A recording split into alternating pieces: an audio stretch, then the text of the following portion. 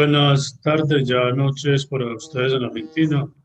Un saludo muy especial desde Colombia, al pueblo argentino, con ocasión del dolor que embarga la muerte de Maradona.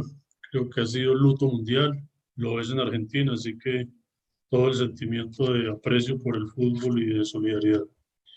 Hace 2 años estuvimos en Medellín realizando el octavo congreso de la Asociación de Economía de la Salud de Latinoamérica y el Caribe. Las memorias están disponibles.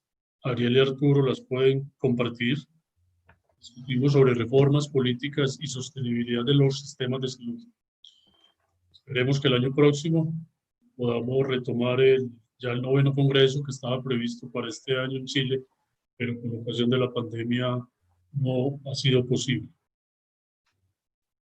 He preparado unas reflexiones más para motivar el estudio y la discusión a propósito de la provocación que nos plantea Arturo. Poco qué problemas tenemos aún por resolver en América Latina y cuáles acaso llegan como nuevos o se exacerban con ocasión de la pandemia.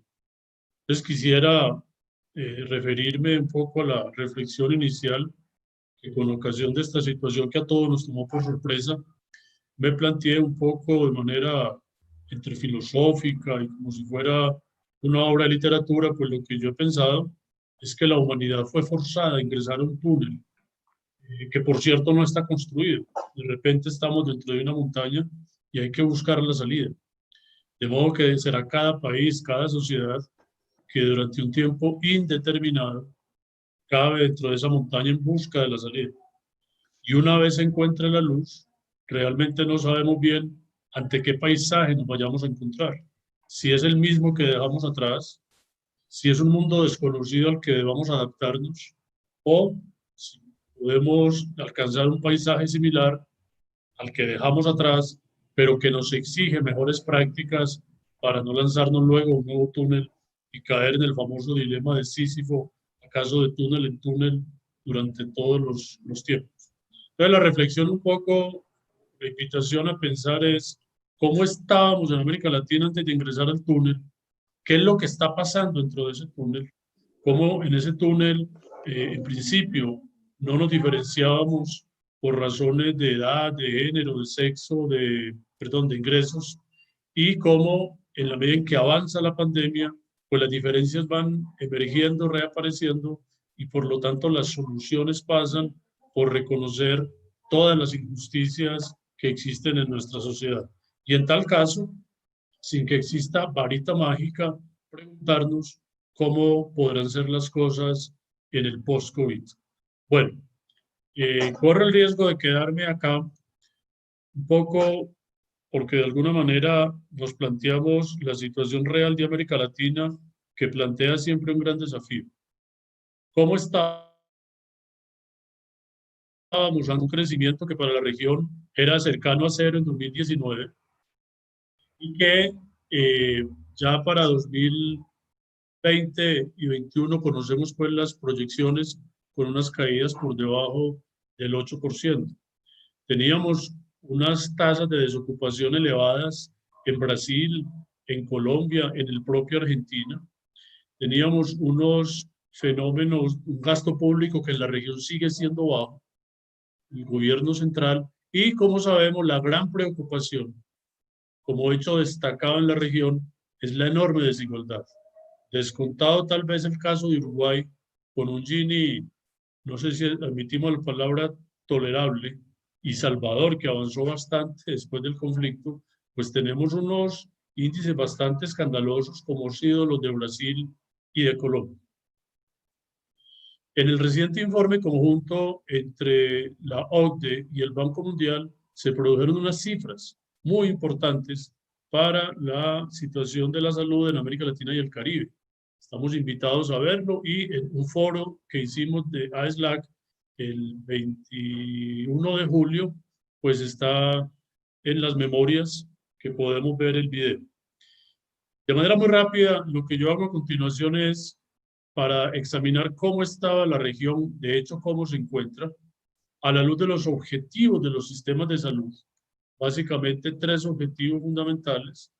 cómo la región, dadas las cifras que proporciona este informe, pudiera encontrarse. Entonces, el primer objetivo, sabemos, de un sistema de salud, el objetivo fundamental, pues es mejorar la salud y recordar el anhelo de Amartya Sen en su discurso de la salud en el desarrollo. El anhelo de todo ser humano es vivir más y vivir mejor. Entonces nos preguntamos cómo la región se encuentra ante indicadores básicos sobre mejoras de la salud. Lo que tenemos acá es el promedio de los países de la OCDE, el promedio de América Latina. En el semáforo izquierdo, que está todo en verde, seleccioné los países que ofrecen los mejores indicadores y a la derecha, el semáforo en rojo, los países que presentan los peores indicadores. Se resalta pues cómo América Latina en general, comparado con los países OCDE, donde se encuentran los más desarrollados, pues va a tener unos indicadores inferiores, esperanza de vida entre hombres y mujeres, la tasa de mortalidad menor de 5 años es 4 veces superior al promedio de la OCDE, la supervivencia hasta los 65 años llega al 83% para mujeres, cuando en la OCDE es de 65 y la brecha es mucho más amplia en el caso de los hombres. Pero observemos las brechas tan impresionantes que tenemos dentro de la región. Por ejemplo, en Chile tenemos una esperanza de vida de 83 años, en Haití 65. La supervivencia en las mujeres después de los 65 años llega al 90% en Costa Rica, a 67% en Haití. De la misma manera, si observamos el objetivo 2, que es brindar un trato adecuado en cuanto a lo que significa la garantía del acceso, la nueva visión de la cobertura universal en salud, tenemos una situación similar, la dotación de camas, de médicos, los enfermeros por cada 1.000 habitantes es bien inferior el promedio de la región comparado con países OCDE, y ni qué decir que fue algo en lo que el informe dio mucha importancia, en la disponibilidad de psiquiatras y de incluso hospitalización para psiquiatría, una diferencia brutal cuando sabemos la preocupación por los problemas de salud mental. Y volvemos, tenemos unas enormes diferencias entre los distintos países. Por ejemplo, Argentina dispone de 21,7 psiquiatras por cada 1.000 habitantes, que es superior al promedio OCDE, pero Haití no llega siquiera a uno. Cuba dispone de 8,4 médicos por cada 1.000 habitantes, de lejos supera el promedio OCDE, y Haití de nuevo con un indicador sumamente bajo. En cobertura de vacunación, si bien en el promedio de la región parece un indicador favorable por encima del 90%, como sucede con Cuba, Trinidad y Tobago, que llega prácticamente al 100%, tenemos la situación de Venezuela, coberturas que han caído hasta el 60%. En cáncer tenemos situaciones muy preocupantes, donde la región pues aún se encuentra por debajo de ciertos estándares internacionales en cuanto a tasas de supervivencia. En Colombia, en este indicador estamos sumamente mal, por encima de la región. Una diferencia importante con Colombia está en Costa Rica y Cuba. Y finalmente está el objetivo de garantizar protección financiera. Bien sabemos que la región tiene dificultades, especialmente en lo que respecta al gasto de bolsillo. Tenemos un gasto per cápita para la región promedio de $1.026, donde si se equipara la situación de Cuba de 2.400 según la estimación que se hace, Haití con 83, el gasto de bolsillo como proporción del gasto en salud, 10% en Cuba, 63% en Venezuela. La población que gasta más del 10% de su presupuesto en salud, tenemos 1,4 para Guatemala, 16,4 para Barbados. En resumen, pues, tenemos una región que se encuentra en un nivel medio-bajo comparado con el resto del mundo, aunque en su interior tenemos países, una enorme diferencia, con situaciones como las que ofrecen Chile, en algunos indicadores Argentina, similares o superiores de hecho a los promedios de la OCDE, mientras países como Haití y Venezuela están en un nivel sumamente bajo.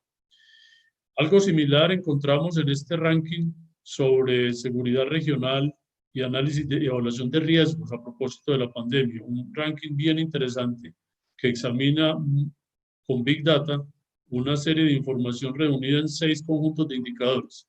¿Cuál fue planteada? La eficiencia de la cuarentena inicial decretada por los países, la preparación de los países para el cuidado de la salud, la eficiencia gubernamental de la gestión de riesgos, el monitoreo y la detección, la resiliencia y la preparación para emergencias. Y desde 0 hasta 1000, el país con el mejor indicador fue Suiza, con algo como 752.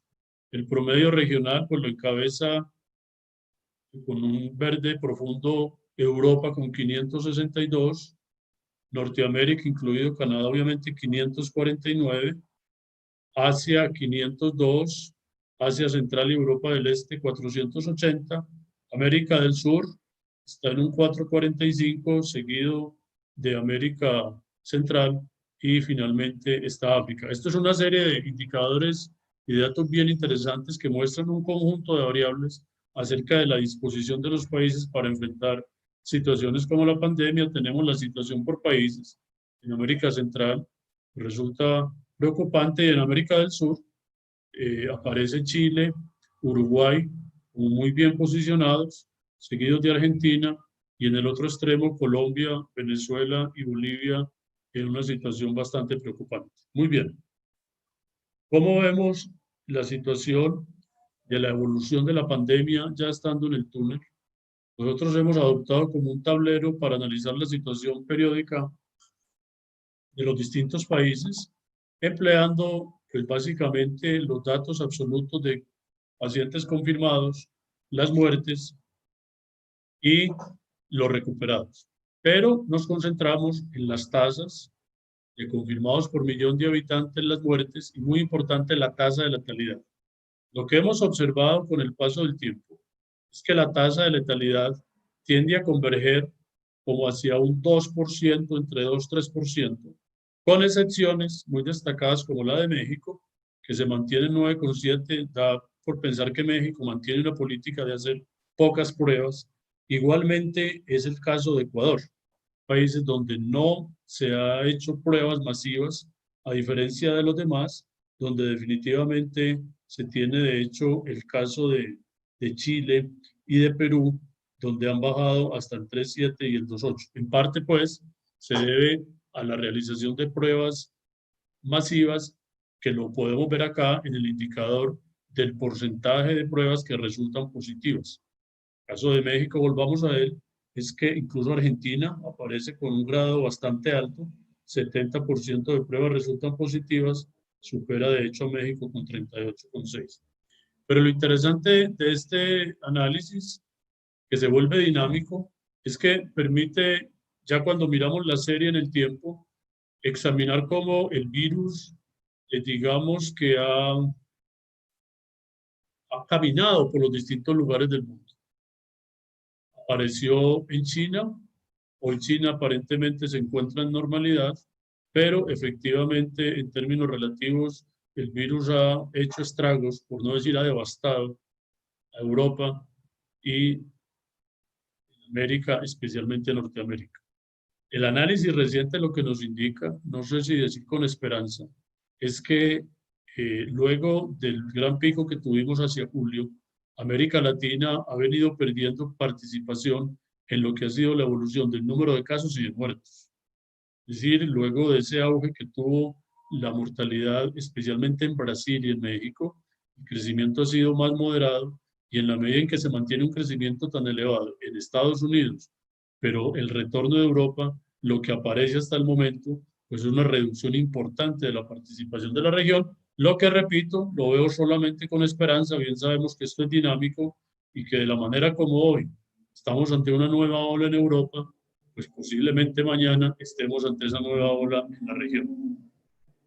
A manera de conclusión, quiero retomar incluso para el debate la famosa doble curva que propone Richard Baldwin, que entre otras cosas nos sirve para reconocer que entre salud y economía, por lo menos en lo que se respecta a la toma de decisiones para enfrentar la situación de la pandemia, pues existe un dilema.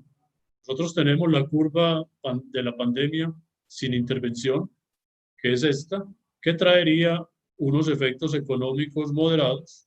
Al intervenir con políticas de contención, con medidas extremas como la cuarentena, logramos aplanar la curva epidemiológica, pero se activa la curva económica con fuertes caídas en el crecimiento económico y por lo tanto se requiere de política económica. Por eso, me parece muy importante este informe conjunto de la Organización Panamericana de la Salud y la CEPAL, que habla de la convergencia necesaria para enfrentar el COVID, una convergencia entre salud y economía, donde la senda, digamos, que se plantea para orientar la salida de esta situación es medidas de control, reactivación y reconstrucción. Por eso, ante la pregunta de los desafíos para la era post-COVID, pues una reflexión importante que podemos hacer es cuándo pensamos que va a iniciar la era post-COVID. Yo he recordado en varios textos de economía de la salud, especialmente el de Folland, Goodman y Stano, se muestra cómo enfermedades de comienzos del siglo XX y hacia mediados, como la fiebre escarlatina, entre otras, realmente fueron controladas antes de que apareciera la solución médica. De manera que aquí nos podemos preguntar, ¿cuándo vamos a lograr contener, diezmar esta situación? Si cuando se aplique una vacuna que sea segura y efectiva, donde tenemos enormes desafíos en cuanto a su desarrollo, a la producción, a la financiación, a la distribución, al acceso y a la inmunidad realmente colectiva. Hoy vemos en las noticias cómo la expectativa en torno a Oxford y AstraZeneca parece que han reconocido un error que impacta negativamente la confianza que pueda tener la población. O pensamos que la era post-COVID se inicia cuando se cuente con tratamientos efectivos para atender la enfermedad y por lo tanto reducir la morbilidad y mortalidad. Yo tengo la hipótesis que en la medida en que sigamos avanzando con las medidas de distanciamiento, con la mayor aprendizaje del sistema de salud, pues definitivamente la letalidad tiene que seguirse reduciendo.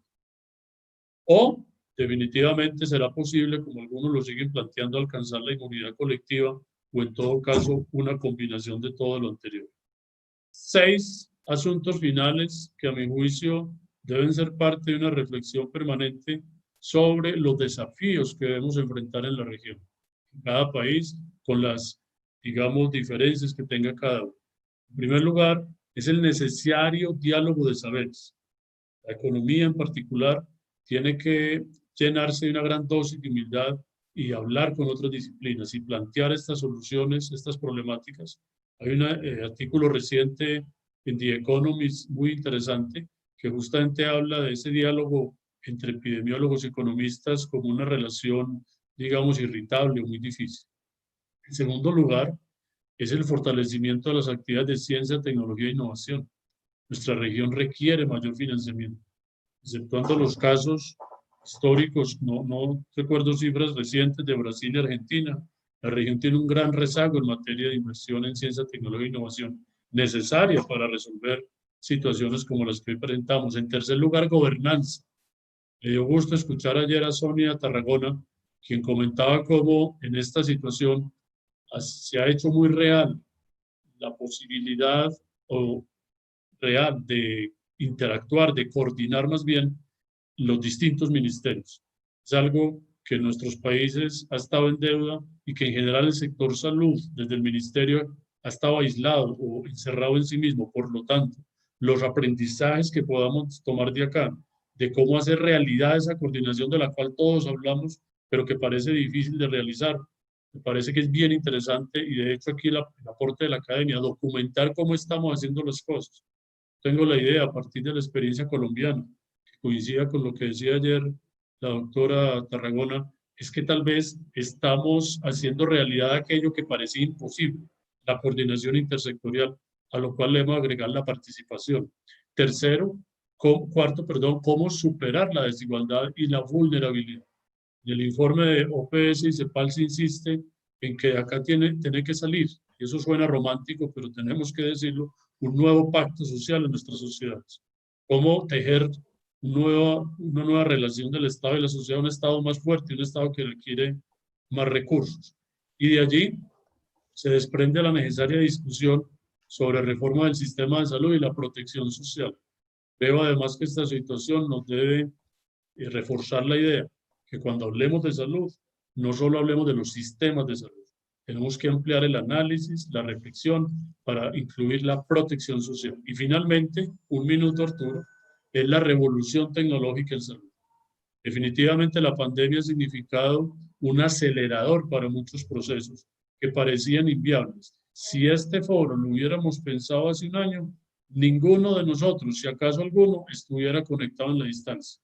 Todo pasaba por la situación logística de organizar un viaje, de poder encontrarnos. Y hoy tenemos hechos reales como esta conferencia, como la universidad en casa, etcétera, etcétera. La pandemia aceleró fenómenos que parecía tardarían muchas décadas. En salud tenemos que llegar a ello también. Una gran preocupación en el mundo es qué está pasando con las enfermedades crónicas.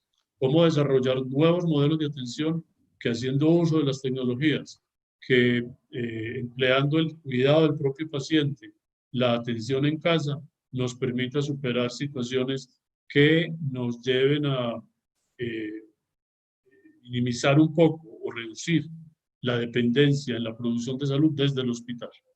Mil gracias.